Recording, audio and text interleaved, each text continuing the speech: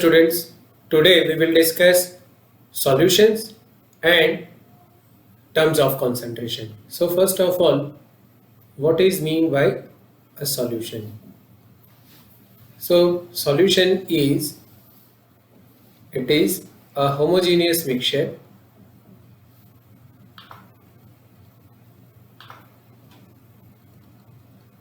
of two or more components. Okay, so two or more components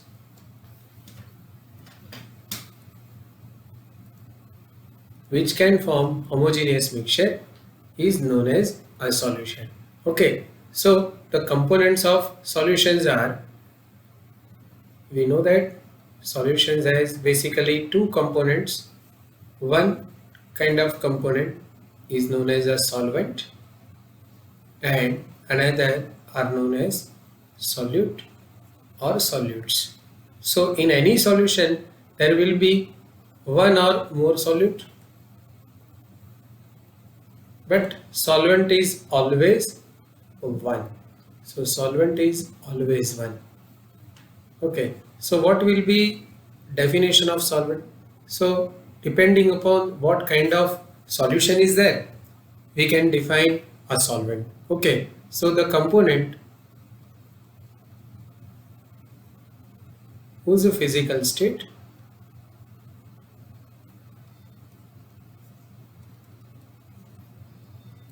is similar to that of resulting solution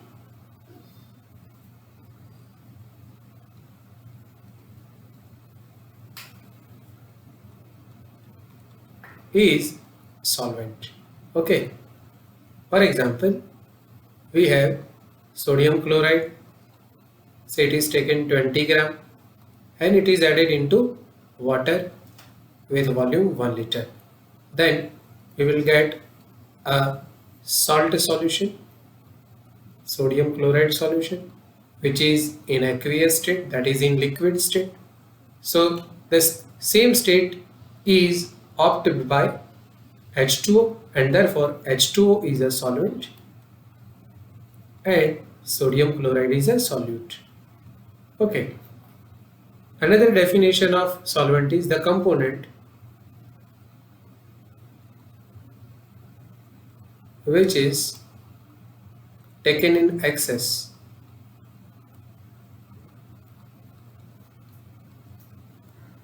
during preparation of solution is known as a solvent. So the component which is taken in excess is a solvent. Let us take an example. We have water, say it is 500 ml, and in 500 ml of water, suppose we are adding ethanol, say 15 ml. Okay, so as both have same physical state, as H2O is taken in excess, H2O will be solvent and ethanol will be solute. Okay, so definition of solvent and solute should be a universal. So let us take a universal definition of solute and solvent. So we can say in any of these case, or if we take another example, say we have CuSO4.5H2O. So it is solid in state. Okay, so in the lattice structure of CuSO4, Cu2 plus and SO4 2 minus ions are bound by electrostatic force and they form a network structure. In this network structure, whatever the interstitial sites are there, in these interstitial sites, water will accommodate. Okay, so water will behave as a solute because ultimately it is in a solid state. So H2O will be solute and CuSO4 is a solvent. Okay, so if you see in every case, the substance act as a solvent will remain stationary and the substance which behaves as a solute will undergo penetration. Okay, so we can say in the solution the component behave as a stationary phase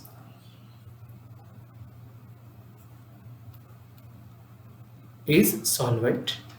So it is a solvent, and other component or components which undergo uniform penetration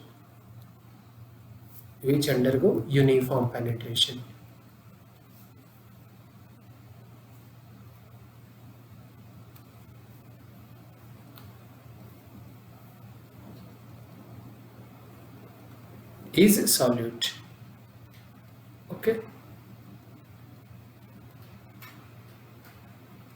For example, when we add sodium chloride into water, so ions are produced, and each sodium ion is now undergo uniform penetration, and it will be surrounded by water like this. The larger sphere represent oxygen and the smaller represent hydrogen. So each sodium will be surrounded by some water molecules, and in the similar way chloride ion is also surrounded by water molecules, and so chloride will be independent from sodium and vice versa. So these ions are free to move in the given volume of solution, and so we can say they undergo uniform penetration. This process is known as a solvation. Okay, so solvation is the process in which one component undergo uniform penetration in the given volume or in the given mass of system, that is a solution. Okay, so these are the definition of solute and solvent. Now how many type of solutions will exist? So here I will write type of solution. Here I will mention state of solvent. Here I will mention state of solute and few examples. Okay, so I will term first solution as a solid solution.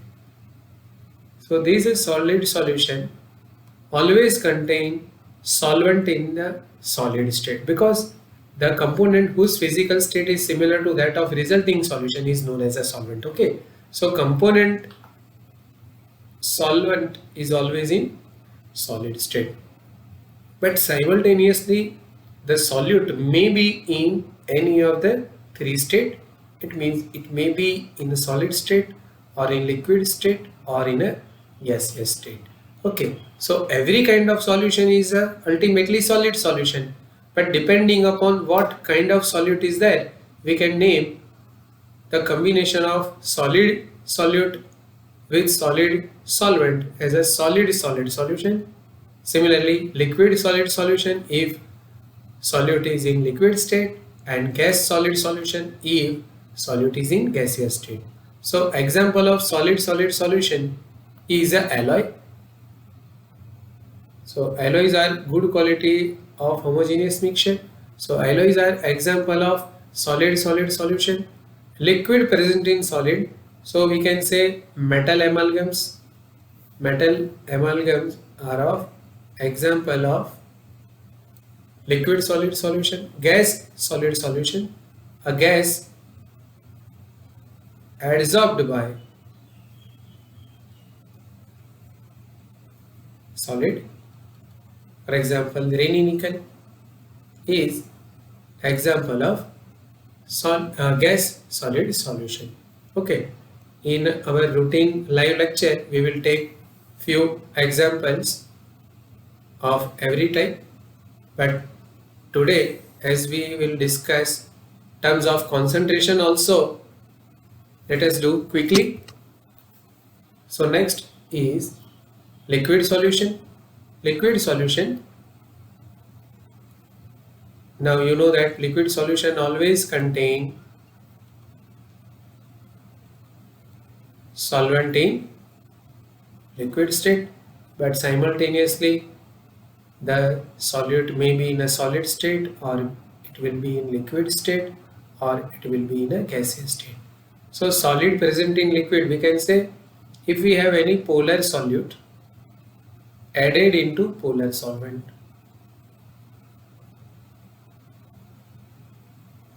For example, sodium chloride is added into water.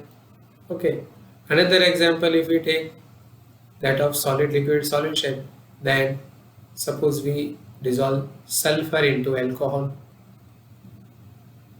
even then we can say non-polar solute is added in non-polar solvent, or sulfur is added into other organic non-polar solvents. Okay, liquid solution, we can say mixture of two or more miscible liquids.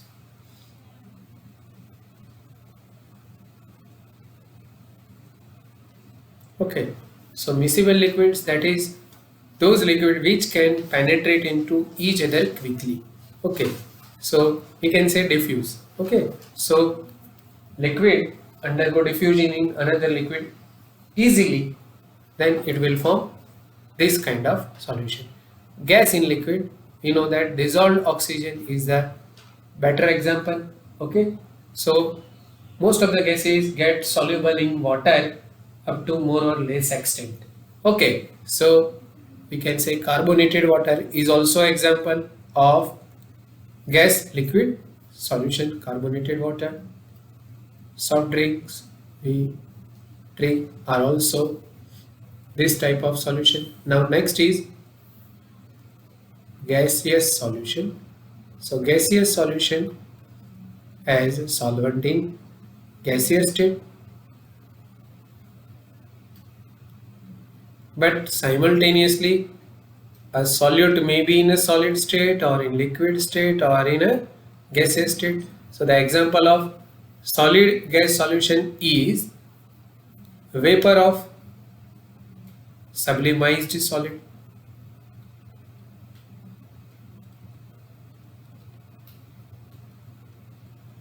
In air. Okay, like camphor is there, ammonium carbonate is there, so many substances which are sublimized.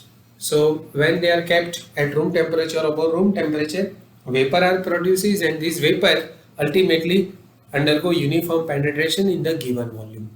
Now liquid in a gaseous state, we can say vapor of volatile liquid in air.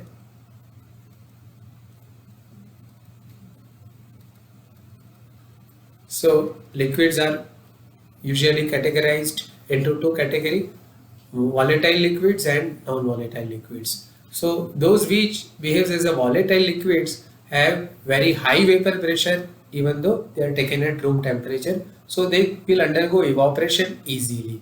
Okay, so when their vapor is present in the given volume of air, it will undergo uniform penetration.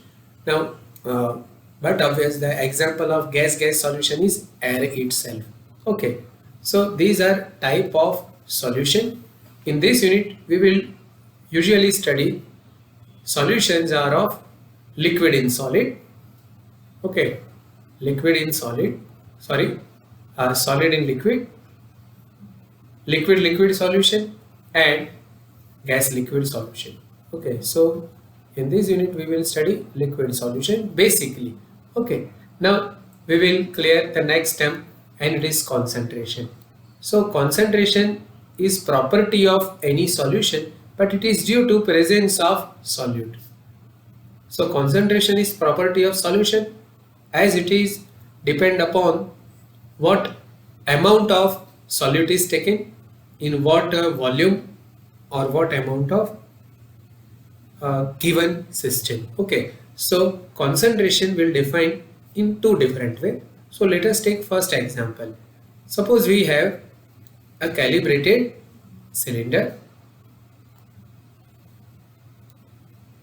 measuring flask we have, say, we will take two set of such a calibrated instrument, and they have capacity 1 liter. Now in case A, what we will do? First we will add sodium chloride equal to its molecular mass 58.5 gram. Okay, so it is taken first, and water is added gradually up to 1 liter. Okay, so in first step we added sodium chloride, and in the second step we added water such a way that the total volume, that is volume of solution, will be 1 liter. So the 1 liter volume is actually due to contribution of sodium chloride as well as contribution of water. Okay, now what we will do in other case? So as water is universal solvent and its density is 1 gram per ml, if we take 1 liter of water, then it weighs 1 kg. Okay, so I can say I have 1 kg of water. So first we will take 1 liter of, that is 1 kg of water, and after that first we took 1 kg of water, that is 1 liter, but here we will focus on kilogram of water, that is solvent. Okay, and further sodium chloride is added 58.5 gram. So students, what happened in second case? Here the sum of the volume of these two will be slightly greater than that of in first case. So compared to first case, in the second case volume of the system will be slightly greater. So we can say solution 1 that is prepared in case A is more concentrated compared to solution 2 prepared in condition B. Okay, so if you see, there are terms of concentration, and basically they depends upon two things. One is what volume of solution is taken, and another terms will depend upon what mass of solvent is taken. Okay, so based on this we will write few terms of concentration. So the terms of concentration depends upon volume of solutions are normality expressed as a N, molarity expressed as a M, formality expressed as a F. Next is percentage weight by volume expressed as W by V. Depending upon mass of solvent or mass of solution are molality expressed as a small m, mole fraction expressed as a X, percentage weight by weight expressed as percentage W by W, and other terms of concentration are ppm and ppb. Okay, that is parts per million and parts per billion. So these are the terms of concentration which are usually expressed to show the effluents in polluted water or the suspended particle in air. In short, when the amount of solute is very less, negligible, even though it is expressed in large number, okay, like we represent air quality index, so AQI. In AQI we usually show the effluents or those which behaves as a pollutants in large number. Okay, so that time we will use these terms of concentration ppm and ppb. Okay, now before getting these all terms of concentration, let us fix a few notation. Okay, so solvent is in large number, or its volume is more, its mass is more, we will rank solvent as a 1, and so solute is ranked as a 2. So if weight is expressed for these two, then for solvent it will be W1, for solute it will be W2. Molecular weight for solvent is expressed as M1, for solute will express as a M2. Mole will express for solvent as a N1, for solute it will expressed as a N2. Mole fraction will expressed as a X1 and X2 for solvent and solute respectively, and so on. Suppose we write density, then D1 and D2. Okay, volume then as a V1 and V2. Okay, so for solution, weight will express as a W, which is equal to W1 plus W2. Its density will express as a D, and volume will expressed as a V. Okay, so let us study terms of concentration. Before that, we have to clarify two terms. So the first term is 1 gram mole. So what is mean by 1 gram mole? Okay, so first we have to clarify the meaning of 1 gram mole. Okay, so 1 gram mole is defined as when weight of any substance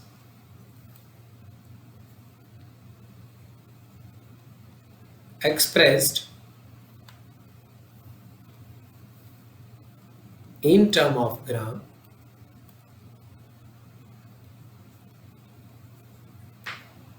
is equal to its molecular weight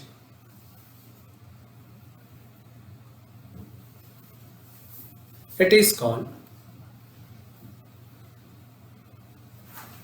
1 gram mole. Okay, so 1 gram mole is actually 1 mole.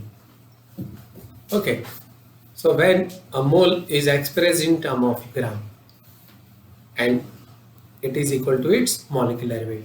So suppose we have urea whose formula is NH2CONH2 has molecular mass 60.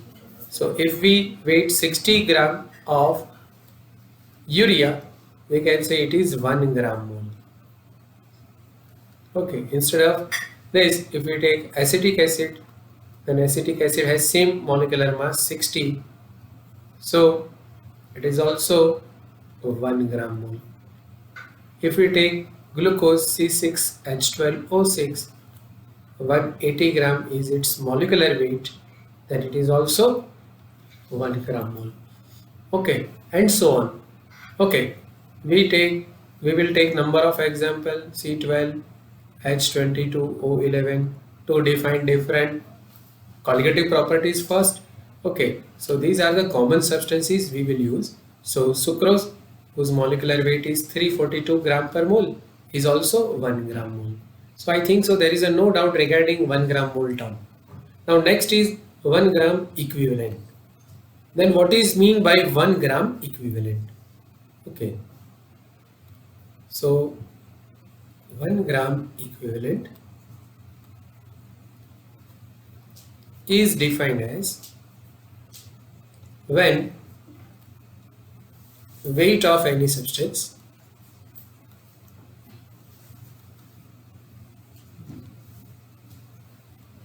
expressed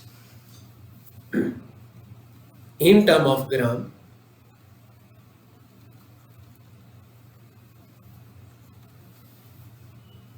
is equal to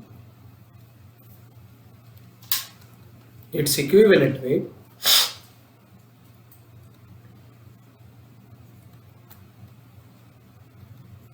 then it is called 1 gram equivalent.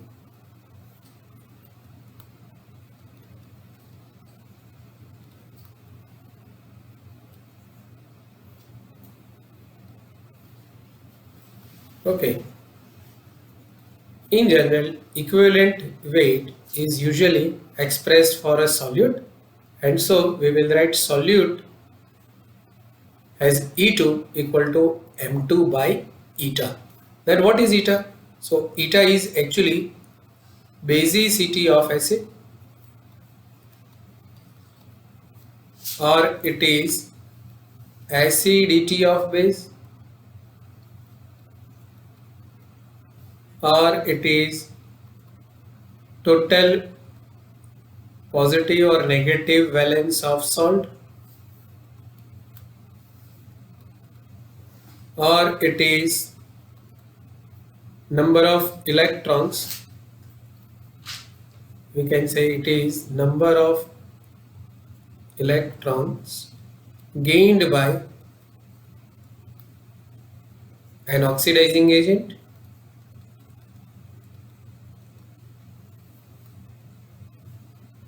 or it is also equal to number of electrons released by reducing agent.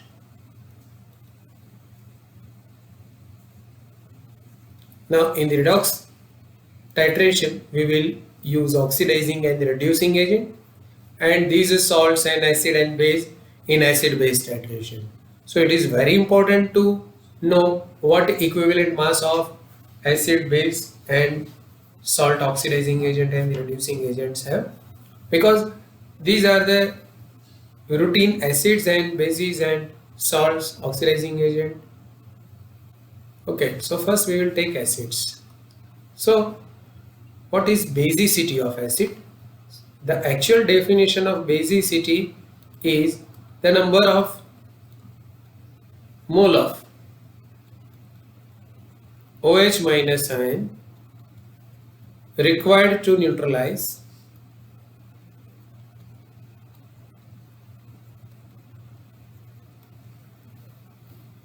one mole of acid is known as basicity. Suppose we have any acid with formula HXA and it produces n number of H3O plus ion, that is H plus ion, then to neutralize it we required same number of OH minus ion. In other words, from the formula of acid, when it is added in water, how many mole of H3O plus will produce is also termed as a basicity. But this is the actual definition. Okay. So from acid base titration we are able to calculate basicity of acid or acidity of base using known solution of base or by using known solution of acid. Okay. So first we will take HCl. When HCl is added into water, it will produce H3O plus and Cl minus. If you see, it produces only 1 mole of H3O plus, and so eta is 1, and therefore its equivalent weight will be equal to its molecular weight. Instead of HCl, if we take HNO3, then in case of HNO3 it also produces 1 H3O plus ion, and therefore its basicity is 1, and so equivalent weight is again equal to molecular weight. For next acids we will see what structure they have, because it is not necessary that the number of hydrogen present in the formula of compound will produce same number of H3O plus. Okay, for example we have sulfuric acid H2SO4. Its structure is like this. The sulfur is tetra, center of tetrahedral geometry.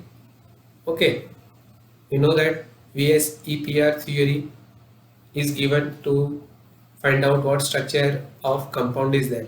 Okay, if you see here, OH is a polar bond, as there is a very large difference in electronegativity. OH bond is polar. So when it is added in water, these OH bond will undergo heterolytic fission, produces H3O plus. So the number of H3O plus produced by acid will be equal to what number of OH polar bonds are there, and therefore in case of sulfuric acid it will produce 2 H3O plus ion, and therefore the factor is 2, and hence equivalent weight will be half of its molecular weight. Okay, so friend, you can you can calculate their molecular mass first. From the periodic table their atomic masses are available, and from molecular mass, using this condition, you will able to calculate equivalent mass of each compound. Okay, let us move to next example. We will take oxo acid of phosphorus. One is H3PO3, another is H3PO2, H3PO4, and H4P2O7. This compound is known as a phosphorus acid.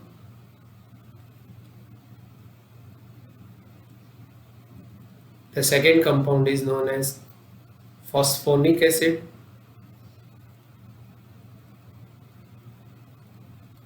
This compound is known as orthophosphoric acid.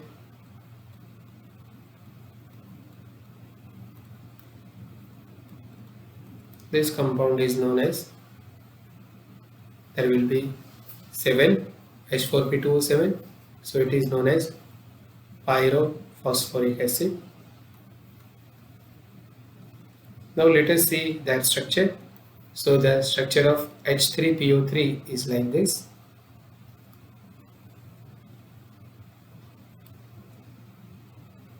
We know that electronegativity of phosphorus and that of hydrogen is equal to 2.1, and therefore the pH bond is non-polar. Non-polar bond never undergo electrolytic fusion in normal condition. So under the influence of H2O, this pH bond will not undergo electrolytic fusion, so we will not able to get H plus from this particular pH bond, and hence if you see there are only 2 OH polar bond, we will get 2 H3O plus, and hence the anion will have formula HPO3 2 minus. So its N factor is 2, and therefore its equivalent weight is half of its molecular weight. Instead of this, let us take H3PO2, whose structure is P double bond O, 1 POH bond and 2 PH bond. Now if you see, even though there are 3 hydrogen, only 1 hydrogen of OH will available as H3O plus, and so when it is added in water, it will produce only 1 H3O plus, and so the formula of anion will be H2PO2 minus. Okay, so these 2 hydrogen which are of P2 pH bond are not available, and so here factor is 1, and hence its equivalent weight will be equal to its molecular weight. Now H3PO4, structure of H3PO4 is P double bond O and 3 OH bonds. So friends, you can easily say now, as there are 3 OH polar bond, on ionization it gives 3 H3O plus and PO4 3 minus. So here the factor is 3, and so equivalent weight is 1/3 of molecular mass. Okay, H4P2O7 is theoretically formed by condensation between two H3PO4 molecule. When it undergo condensation, it will lose H2O, and so its structure will be like this. End to end they combine, so oxygen will act as a bridge atom. If you see how many OH bonds are there which are polar, so you can say, as there are 1, 2, 3 and 4 OH polar bond, it will produce 4 H3O plus, and so the formula of anion will be P2O7 4 minus. Those acids whose factor is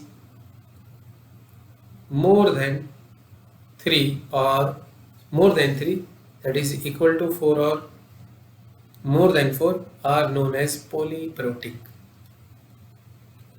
or polybasic. So H4P2O7 is polyprotic or polybasic because it has capacity to produce 4H3O plus. Another two organic acids which are used in titration are oxalic acid H2C2O4.2H2O hydrated. Okay, so if you see there are two carboxylic group and hence on ionization it gives oxalate ion and 2 moles of H3O plus. Okay, and so its factor is 2, equivalent mass is half of its molecular mass. Okay, another is tartaric acid. Tartaric acid is 2,3-dihydroxybutane dioic acid.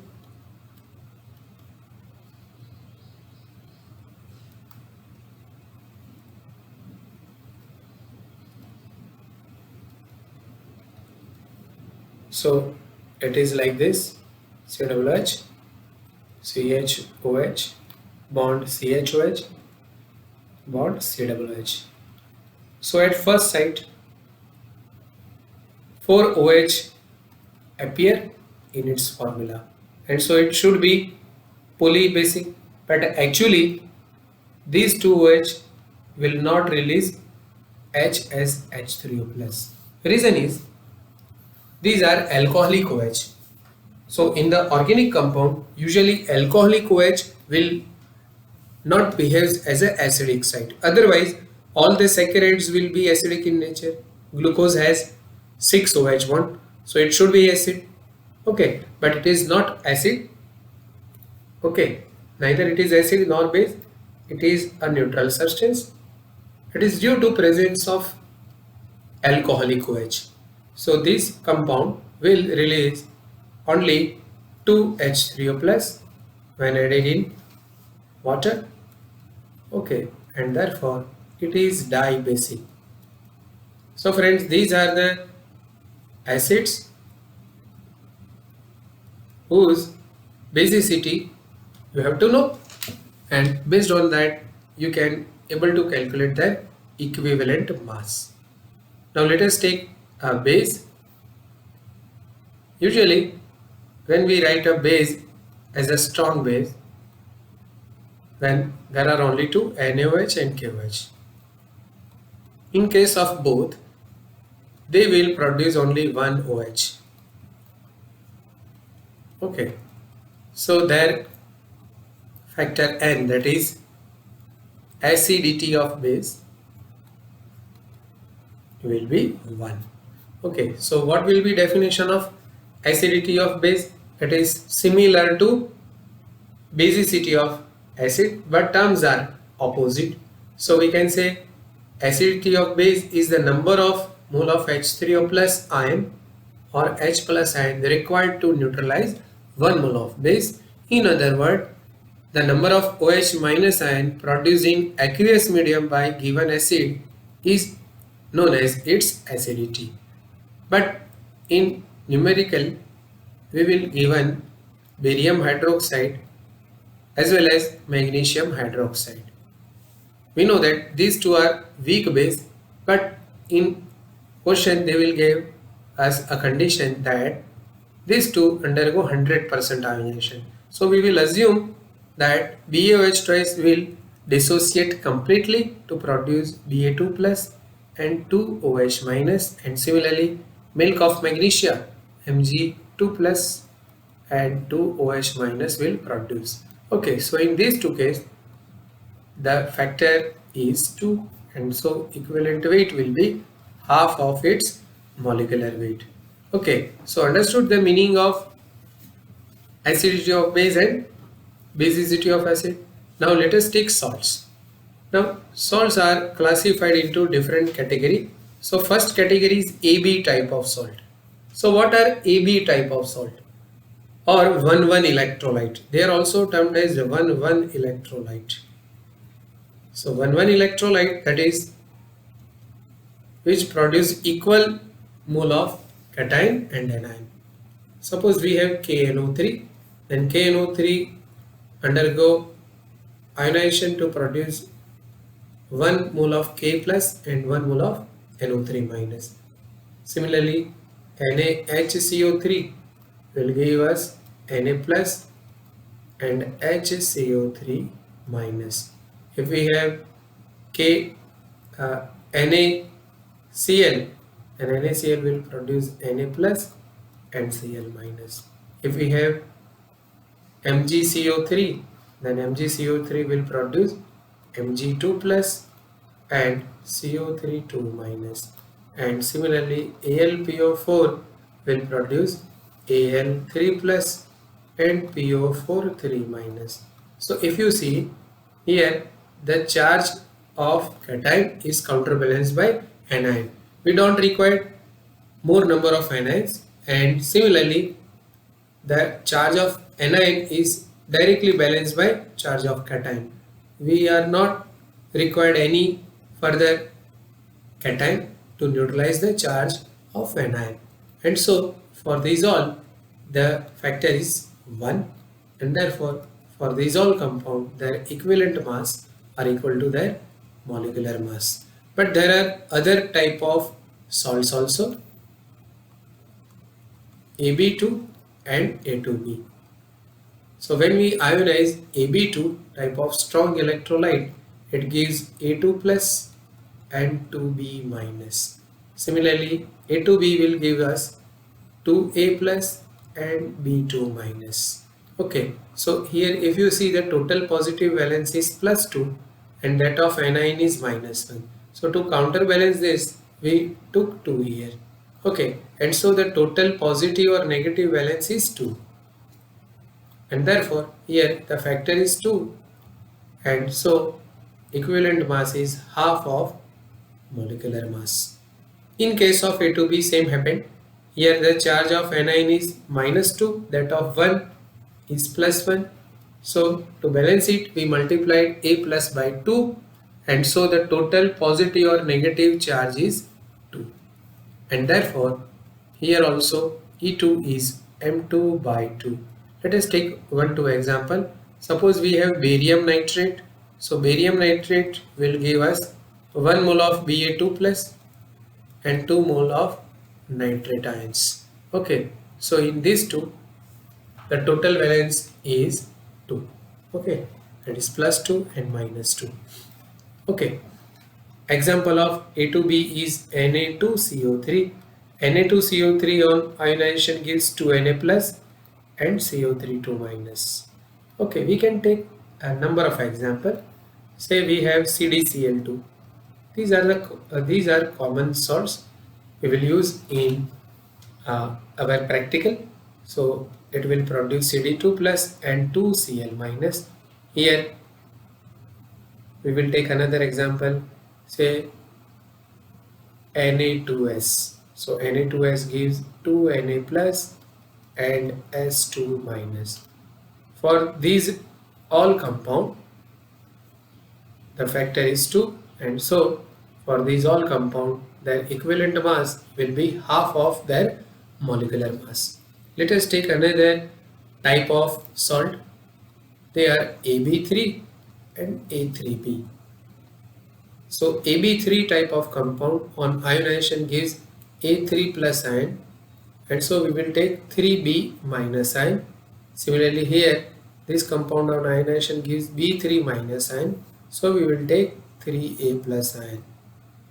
So here total positive valence is not balanced by negative, and therefore we multiply the same by 3, and here the negative charge is not counterbalanced by positive, so we multiplied positive charge by 3.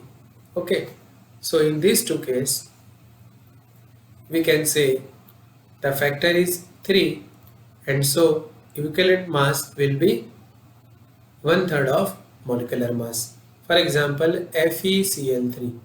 FeCl3 gives Fe3 plus and 3Cl minus. Okay, example of A3B, say we have Na3PO4, it gives 3Na plus and PO4 3 minus. Okay. Next type of compound are A2B3 or A3B2. So ionization of A2B3 gives A3 plus ion and B2 minus ion. So to balance the charge, we will multiply A3 plus by 2 and B2 minus by 3. And so the total positive valence is 6 and negative valence is also 6. Now if we just discuss with respect to A3B2, it gives A2 plus ion and B3 minus ion. So again to counterbalance it, we will multiply A2 plus by 3 and B3 minus by 2.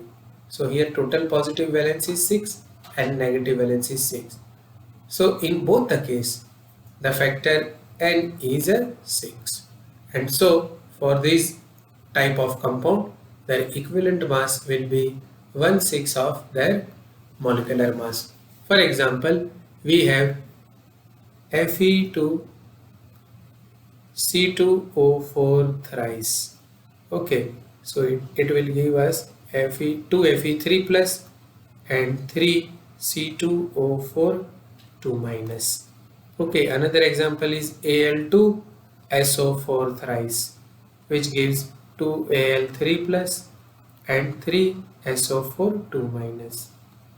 A3B 2 type of compound is Mg3PO4 twice.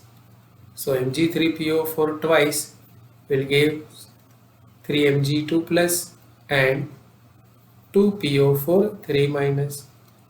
Similarly, Ca3ASO4 twice will give 3Ca2 plus and 2ASO4 3 minus.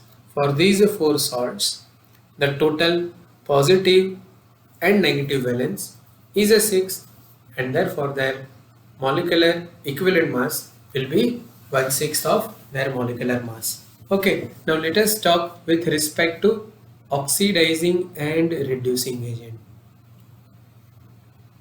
So we will take oxidizing agent. So the oxidizing agent is the compound which oxidize other but reduce themselves. We will take KMnO4. So the part of KMnO4 will act as an oxidizing agent is MnO4 minus ion.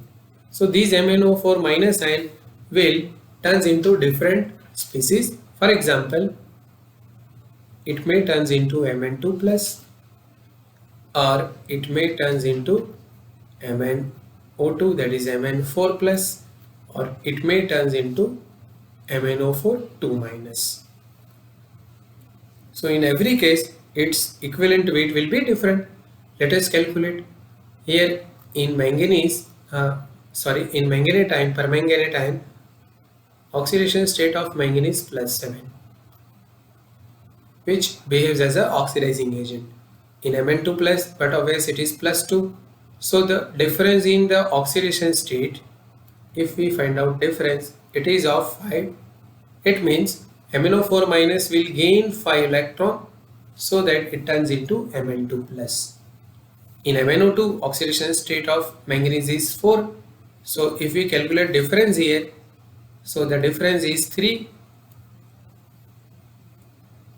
So it gained 3 electrons. And in MnO4 2 minus, manganate ion, oxidation state of manganese is 6. So the difference in oxidation state is 1 only. Difference is 1. So it will gain 1 electron.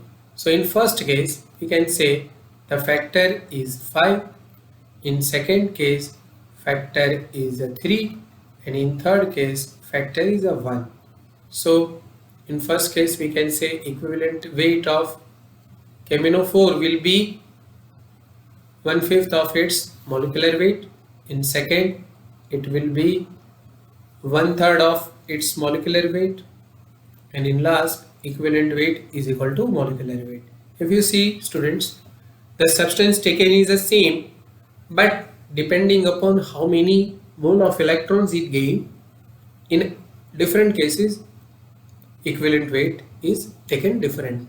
Okay, Let us take another example of oxidizing agent. It is K2Cr2O7. K2Cr2O7 will produce dichromatan which act as an oxidizing agent.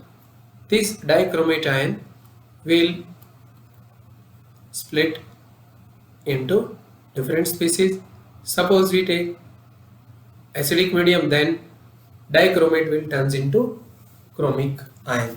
Okay, so first we have to balance the atom undergoing oxidation or reduction. Here chromium undergo reduction, so first it is balanced. Each chromium has oxidation state +6, so 2 will have oxidation state +12. Here each chromium has oxidation +3, so 2 will have oxidation state +6. If you find out the difference here, then difference is of 6, and so the factor is a 6, and therefore equivalent weight is 1/6 of its molecular weight. Okay, similarly, if we take reducing agent, then one is FeSO4. So FeSO4, another is FeSO4 into NH4 twice SO4. It is also known as Mohr's salt. Okay, so in both the case, Fe2 plus ion present will turns into Fe3 plus. If you see, the difference in the oxidation state is of 1. Okay, and therefore there is a releasing of only 1 electron, and so the factor is 1 and equivalent weight will be equal to molecular weight. Another reducing agent is H2C2O4.2H2O. We already discussed regarding it, but in redox titration, what equivalent mass of oxalic acid is taken? Let us calculate. C2O4 2 minus will turns into CO2. So first we will balance the carbon. Each carbon in oxalate has oxidation state +3. So as there are 2, total oxidation state is +6. In each carbon dioxide, oxidation state of carbon is +4. So 2 will have oxidation state +8.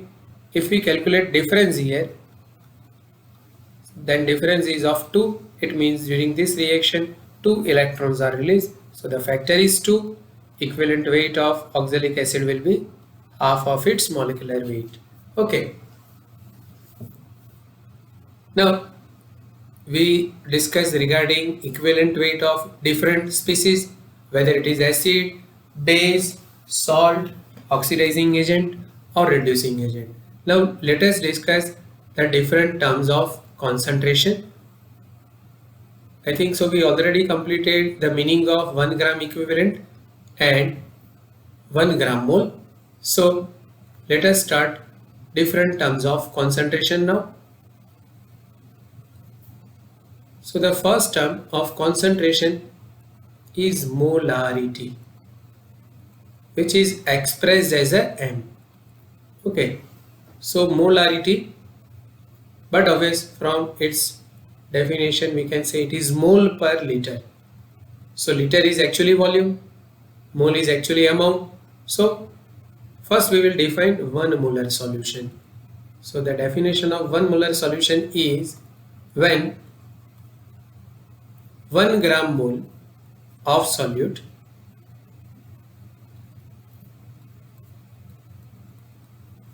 is present in 1 liter of solution, then it is called 1 molar solution. Okay, we know the meaning of 1 gram mole. Okay, 1 gram mole, that is weight of given compound, is equal to its molecular weight. So in term of notation we can say here W2 is taken equal to M2 and V, volume of solution, is taken 1 liter. Then the concentration is equal to 1 molar, but it will not happen every time. Every time we are not given weight of solvent equal to its molecular weight. nor volume will given 1 liter. So when W2 is not equal to M2 and or, because both conditions are possible, V is not equal to 1 liter, say it is given V ml, that is V ml is multiplied by 10 to power minus 3. According to definition, mole per liter must be taken. Okay, so when we divide weight of any compound by its molecular weight, it is called mole, and volume must be taken in term of liter. Okay, so when such a condition will be there, then how molarity is expressed? So at that time, molarity is expressed as W2 divided by M2 into volume in term of liter. As we are given in term of milliliter, I multiplied the same by 10 to power minus 3. Okay, so the formula of molarity is W2 into 1000 divided by M2 into V in term of ml.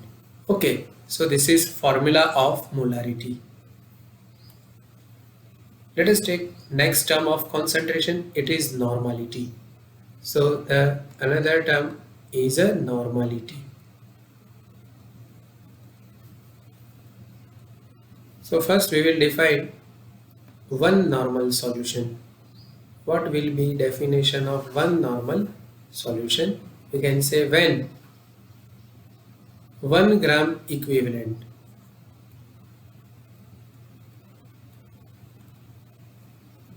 of solute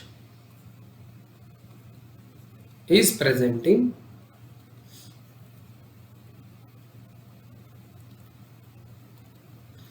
1 liter of solution,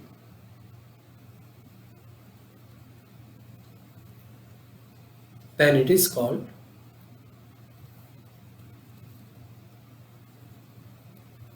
one normal solution. It means from notation point of view, we can say W2 is equal to E2 and volume is equal to 1 liter. Then the concentration is 1 normal. Okay, but it will not happen every time. So when W2 is not equal to E2 and or volume is given V ml, that is V into 10 to power minus 3, which is not equal to 1 liter, then how to express normality? So at that time, normality, which is expressed as a N, is W2 into 1000 divided by E2 into V in term of ml. Okay, so this is formula of normality. Let us take next term of concentration. It is a formality. Actually, the formality term is also just a formality because this term is usually used in pharmaceutical industries. So first I will discuss an example. Okay, there are number of minerals and double salts used as a drug. For example, you are already known alum, have formula K2SO4 into Al2 SO4 thrice dot 24H2. So if we calculate its molecular mass, it will be very large number. So molecular mass of K2SO4 dot Al2SO4 thrice dot 24H2 is 948 gram per mole. So according to definition, when we form standard solutions in term of normality or molarity, then mass is very large, so it becomes very difficult. So for such a minerals, for such a salt, another I will take example of apatite, Ca3 PO4 twice into CaOH twice into 8H2O. Okay, so again its molecular weight will be very high value. In such a case, what we will do? We will find out the smallest configuration of such a salt, also known as empirical formula. So K2SO4, this salt may be expressed as twice of potassium, twice of aluminum, 4 times of SO4 and 24 times of H2. If you see, we can withdraw 2 from every part of this salt, and so the formula we will get is K dot Al dot SO4 twice dot 12H2. It is known as its empirical formula. So the weight of empirical formula in term of gram is called empirical formula weight.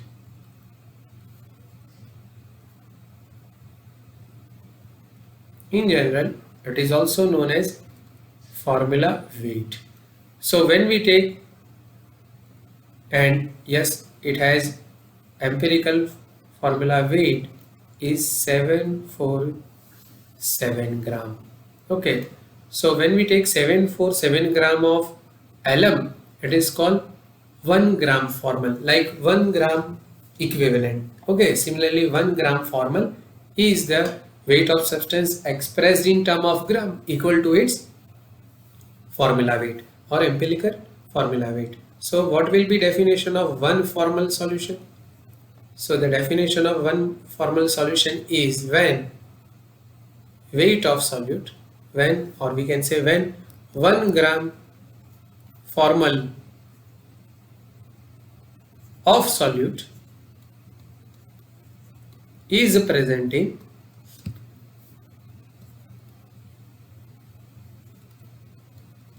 1 liter of solution, it is called one formal solution. It means from notation point of view, W2 is equal to F2 and volume is equal to 1 liter. But it will not happen every time. So the formula of formality is W2 into 1000 divided by F2 into V in term of ml. Okay, so instead of E2 which was expressed in normality, here F2 is taken in formality. Okay, now let us move to next term of concentration, which also depends upon what volume of solution is taken, is percentage, it is percentage weight by volume.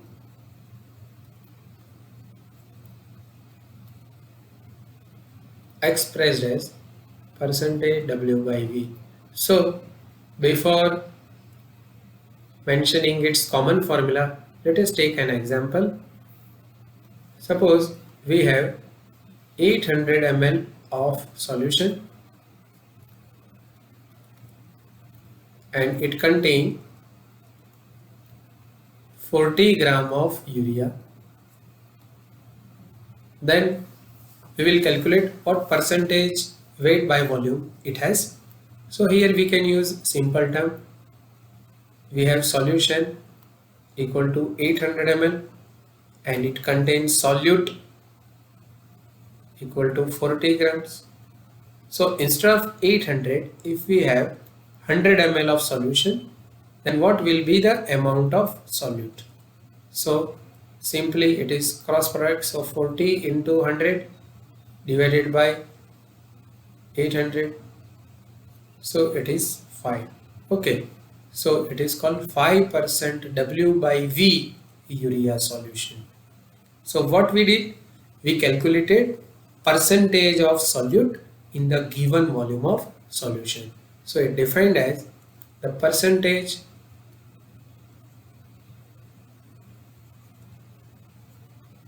mass of solute in the given volume of solution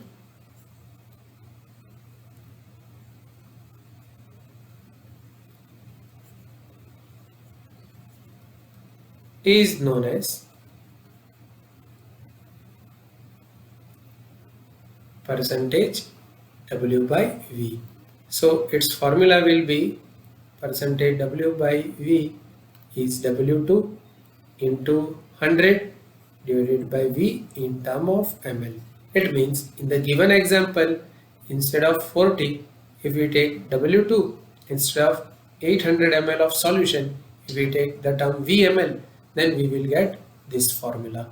Okay, so in these all formula, if you see, there is a V as a dividing factor, whether it is formula of weight by volume, percentage weight by volume, formality, normality or molarity. Now we will take next term of concentration, in which there will be no volume. Okay, instead of volume there will be mass of solvent or mass of solution. So let us take another term, and it is molality, which is expressed as m. So first we will define 1 molar solution. So 1 molar solution is when 1 gram mole of solute is present in, is dissolved in, is dissolved in 1 kg of solvent, then it is called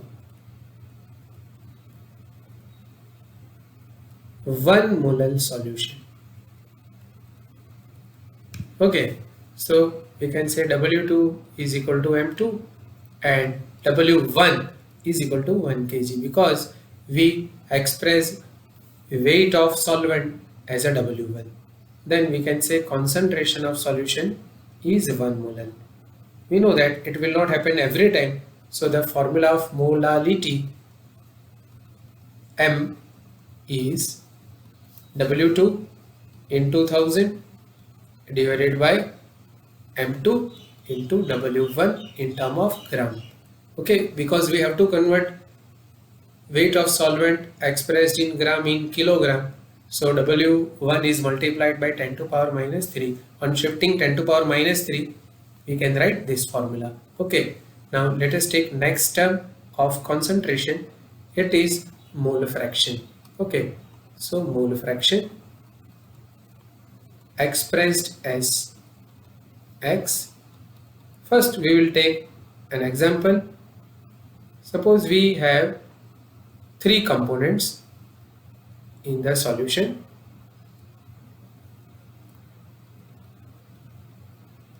We will write these components as A, B and C.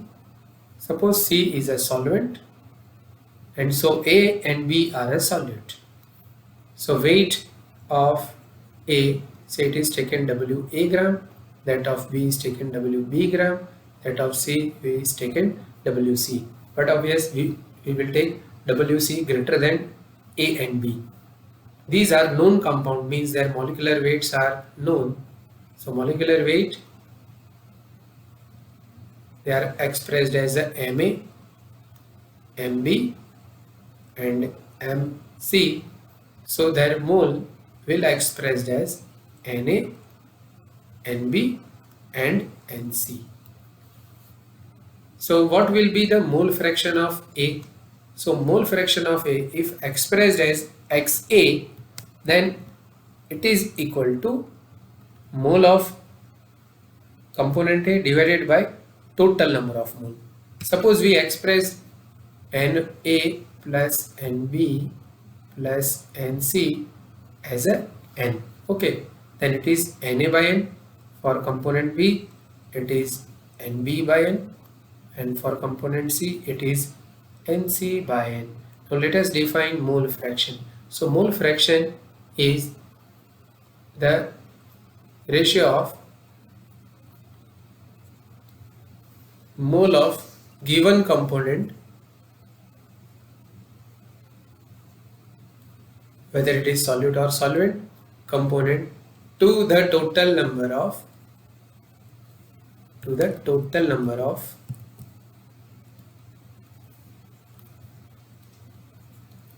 moles of solution is known as mole fraction of given component.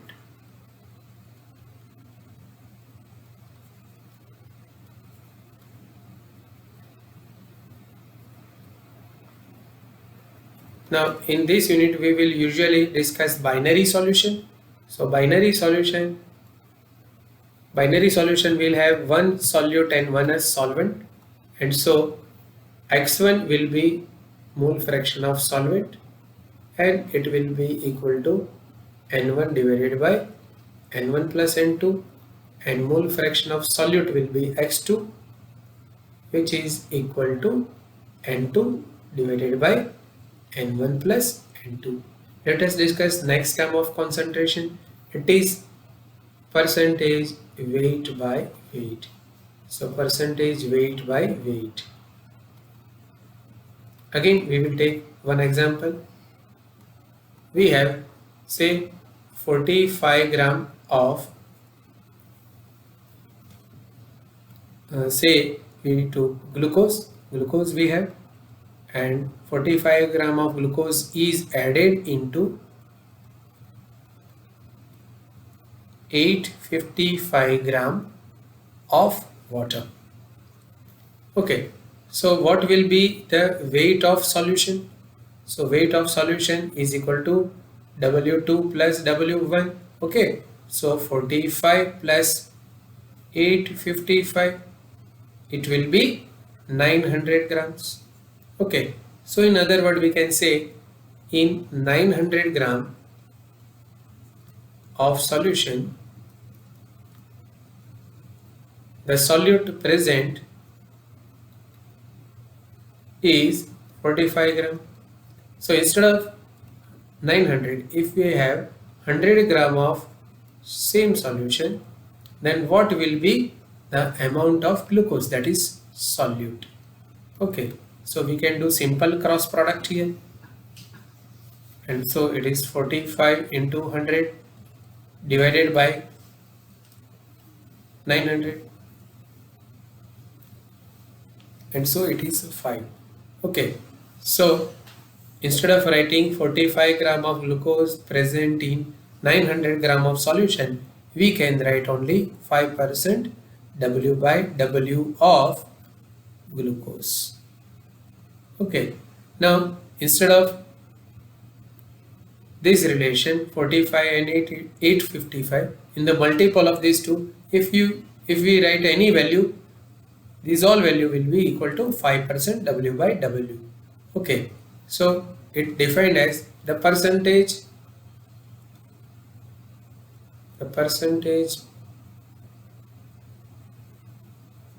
mass of solute in the given mass of solution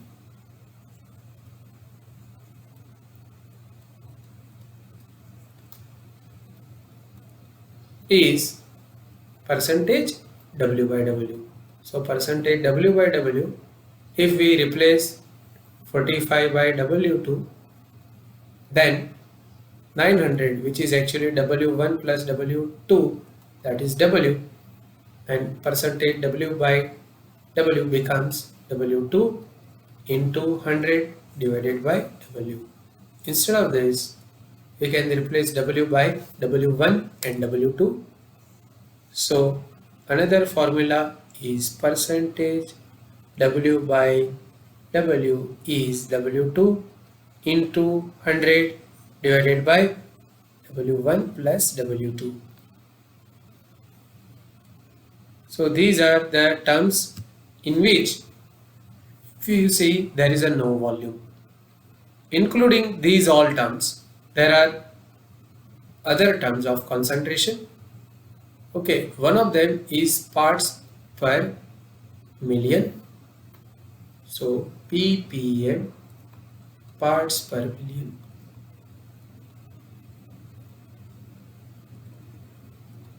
So So first we will define 1 ppm.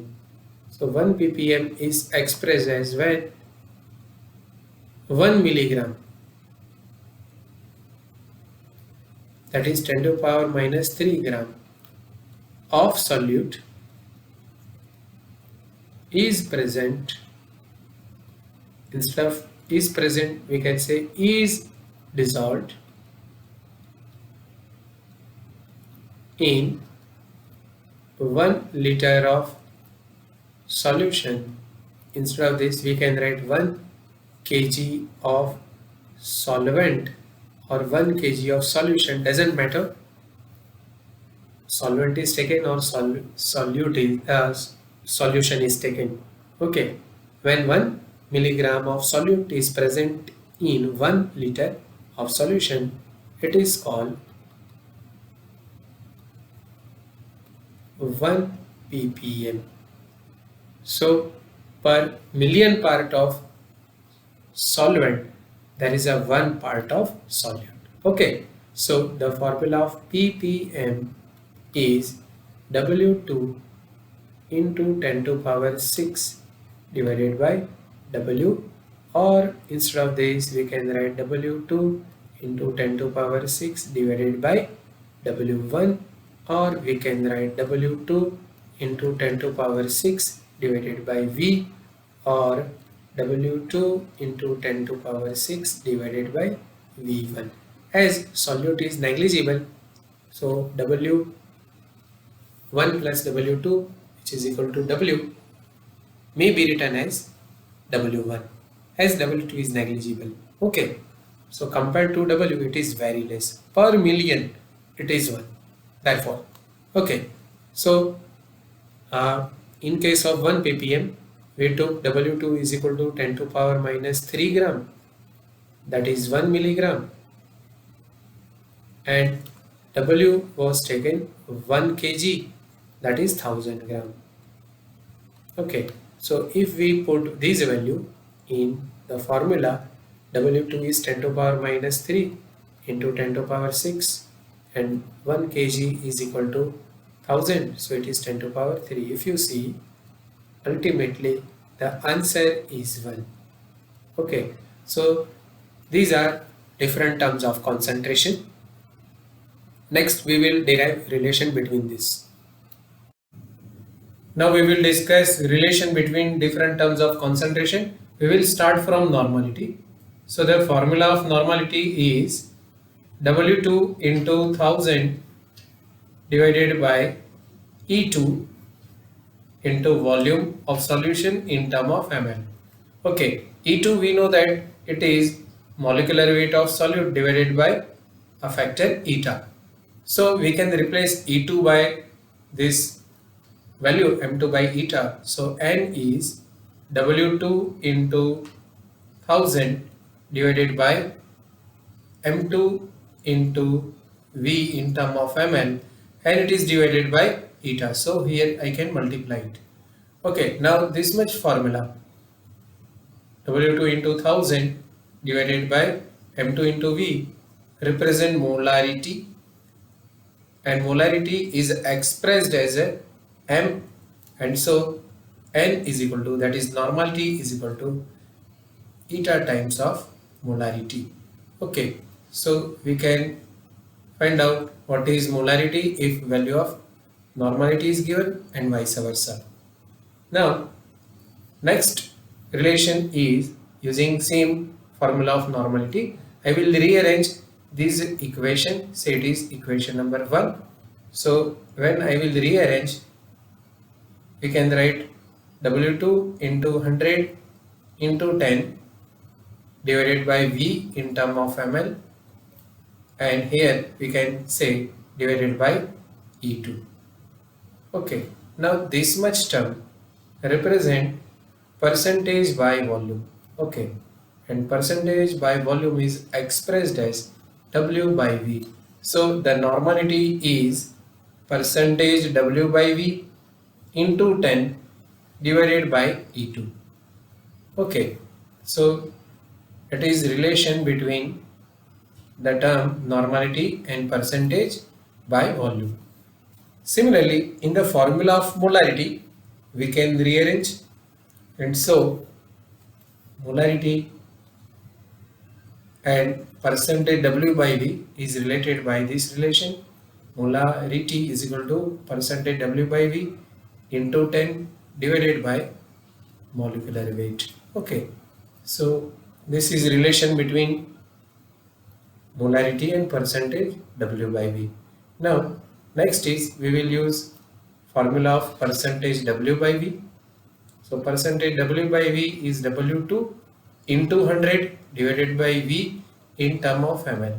Suppose density of solution is D, then D is equal to W by V. Okay, so we can replace V by W by D. Now if we put value of volume in this result, say it is number 2, then percentage W by V is equal to W2 into 100 divided by W, and it is divided by density.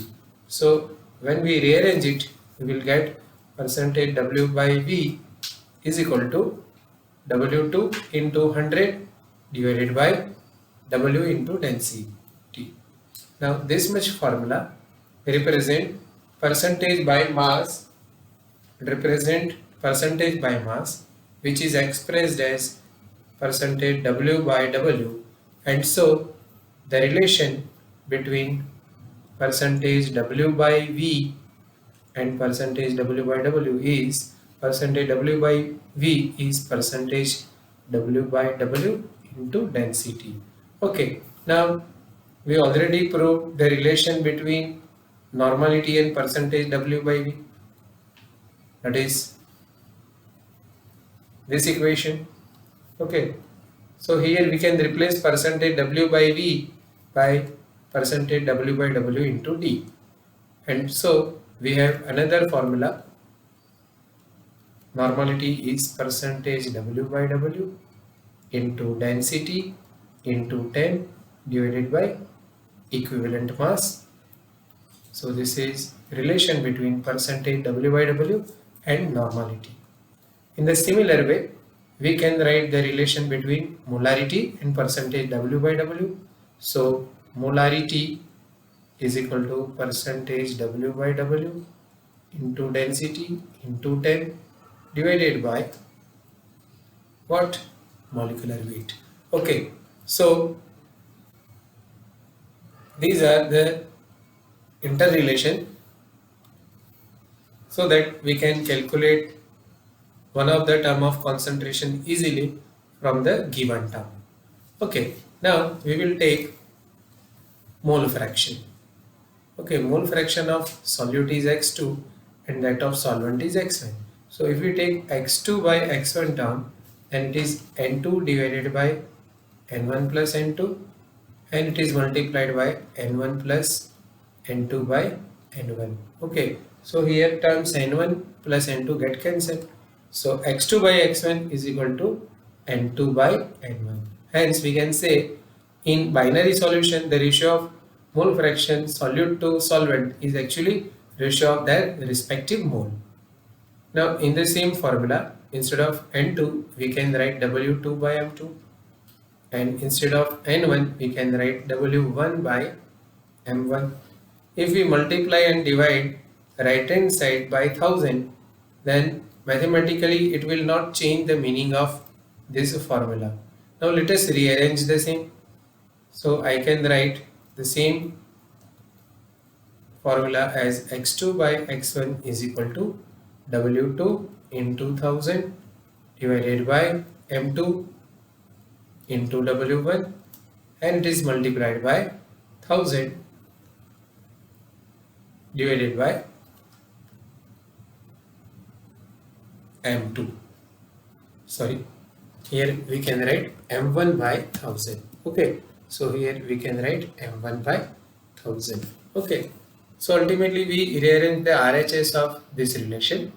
Now this much term represent molality of solution, and molality is expressed as a small m, and so x2 by x1 is molality into m1 by 1000.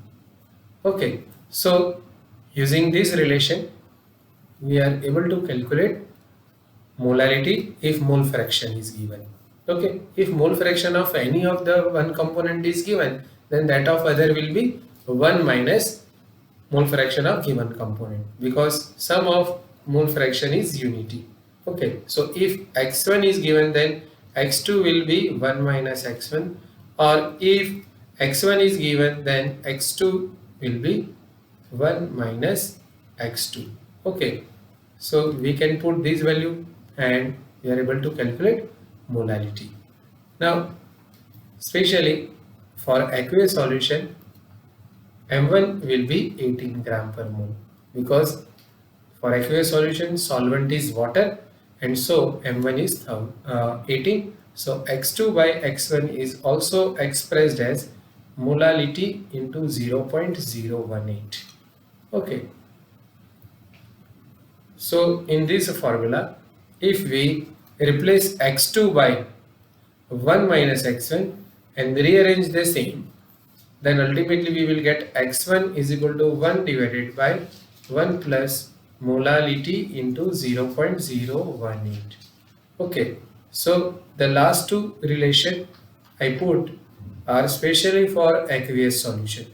So if non-aqueous solution is given, these two are formula for aqueous solution only for aqueous solution. Instead of this, if we are given any other kind of solution, then this is the first formula. We know that both are same. Now this formula is written as, for non-aqueous solution, 1 divided by 1 plus molality, and it is multiplied by m1 by 1000. Okay, so from these all relation we are able to solve the numerical based problem quickly. Okay, so in the next lecture we will take number of example and we will find out the interrelation will help us to solve the MCQs. Okay, goodbye.